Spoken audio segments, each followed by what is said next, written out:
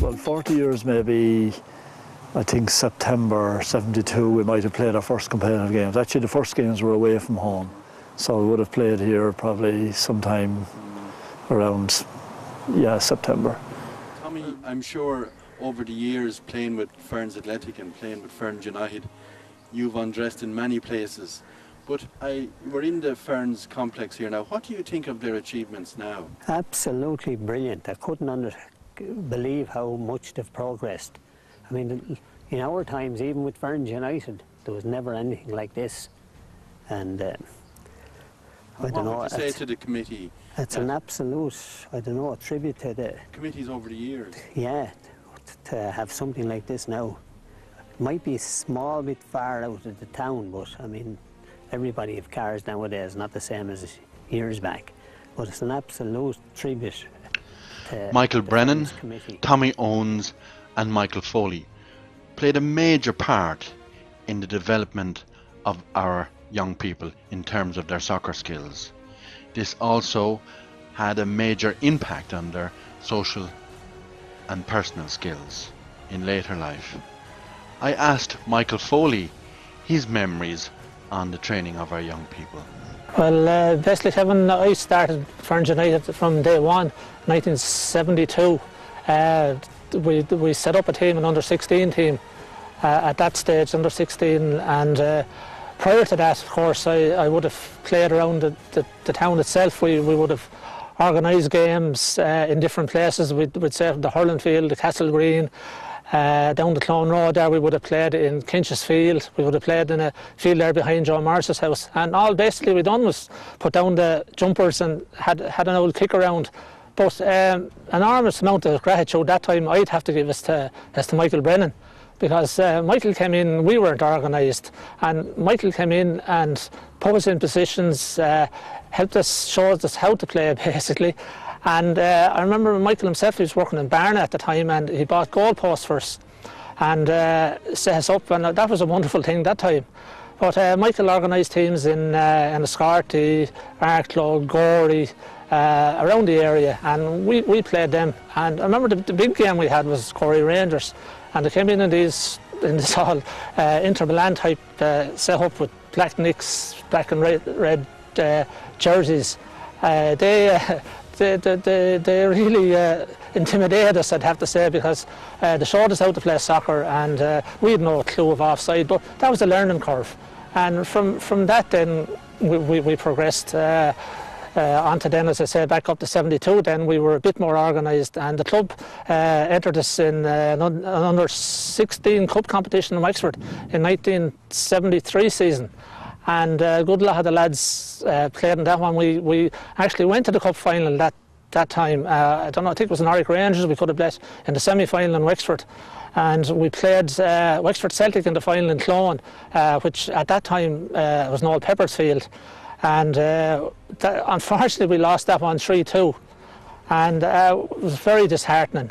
But we went on then anyway. After that, would you believe it, then with the adult level in 79, there was about 5 lads off that team progressed from that set up. And as I said, Michael Brennan must take an awful lot of credit for that. Oh yeah. So how did you ever think you'd see a girls' league? I didn't, and I'm absolutely thrilled for him here. And towards the end, well, I wouldn't say the end, the last 5 or 6 years, we girls started to play on our teams here, and they were brilliant. And just off the top of my head now, Josie Dwyer, lads, I'm not calling you, there's none of the lads could compete with Josie there in the middle of the field. And you had Rachel Collier, another girl, Belinda Cahill, I think, Hayley Nolan, all brilliant players. And I'm not one bit surprised at how well they're doing here. And it has enhanced the club. Oh, absolutely, absolutely. And I mean, to see them winning the Wexford District League, the Premier Division, sure, it speaks for themselves. They're a brilliant set of girls. Now, Michael, we're on the Astro turf here in Ferns United complex. A lot different to when you were teaching the young guys. Absolutely. What a transformation in the club. It's absolutely fantastic, and it's a credit to everyone concerned in the club up and down the years, because we started in Clone, as I said, in Old Pepper's field, and that was a lovely field to play in, but had a little barn a building in it and a superstar heater for committee meetings, and that's where the lads started. And then sure, we progressed then out to Ballymorgan, another fine field as well, and again the facilities wouldn't be great, and all along we went to different fields, then the Skinsleys field and out to Tombrack, and Asher, it's great to be back here.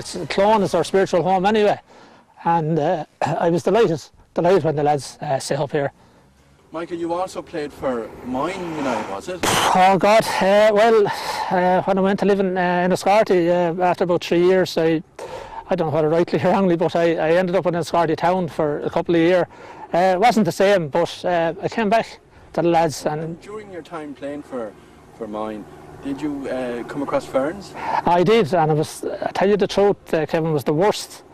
I used to be dreading the week coming up to it, and delighted for the week after, because I hated playing against the lads, and I was just glad when I got back to Ferns, because you're amongst your own, you know. Michael, your best memory? Sure, my best memory personally, it'd have to be the '79 Cup final. It was great for the lads. I was taken off at half time myself, and I threw a tantrum myself, but that was immaturity. But God, I give it all over again, like to just go and win, you know. What do you remember about the game? I remember Harry McHale coming on at half time and scoring the winner, and he replaced me. But just the game itself, I thought, you know, thought Ferns played very well. We won 1-0, but I thought that as a performance, I thought they were played very well, and we got the goal. I don't know what stage we got the goal in the second half, but we defended well, and it wasn't just a lucky win; it was a deserved win. And of course, I remember the celebrations after that. Now, I'm here with Ant O'Brien, former chairperson of Ferns United, and of course he held many positions within the committee for many years. And Anto, at what stage of the club did you join? I joined, I think, in 73, maybe 74, I'm not sure now. And was the club in good health? Oh, it was, yeah, it was. Yeah. They were only after starting. And so from the initial breakup from Ferns Athletic, in 1971, I think it was formed and started. The name is Ferns United? Yeah, Ferns United started in 72. Okay. Yeah. And so did you start as chairperson? No. I wasn't on the committee, I think, until a couple of years after, anyhow. And they won, what did they win? They won the first year, whatever division they were in. And I think they won the next year. And I think after that sometime I become manager of the club. First I remember being manager myself and Toddy Holden, I think, for a while. So yourself and Toddy were managers, and we were for a spell, yeah, maybe. I think it maybe only lasted one term. Yeah, but you were manager of the '79 club? I was manager of '79, and we won a Division 2 that time was, I think. There was no Premier Division. Okay. We won that the year after we won the cup, I'm sure now. What's your memories on the cup? What's your memories of winning the cup? I remember the cup, we started off and I think we used about 22 players altogether because I think the first round or so there was lads involved with GA, like. Okay. But then still as we went on we got all the lads back. I remember beating Bowl of Vogue in the cup, and we beat Ross Celtic in the semi-final. Okay. and then we met Town Celtic was in the final. And you were saying you had 22 games without...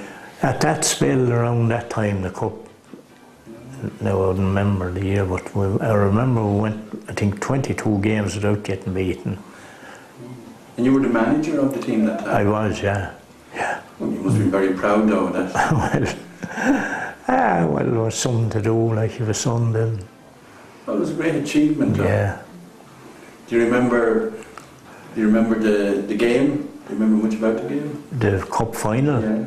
Yeah, it was played in Adamstown. Adamstown was after opening a new pitch. And you probably know the team, do you? No. You wouldn't know the team, I heard them. I remember John Tongs coming into the goal and he starred again Ross, Celtic. And in Adamstown then we won 1-0, but in the final. And I think the team that time was Charlie Doyle. John Tongs was still in the goal.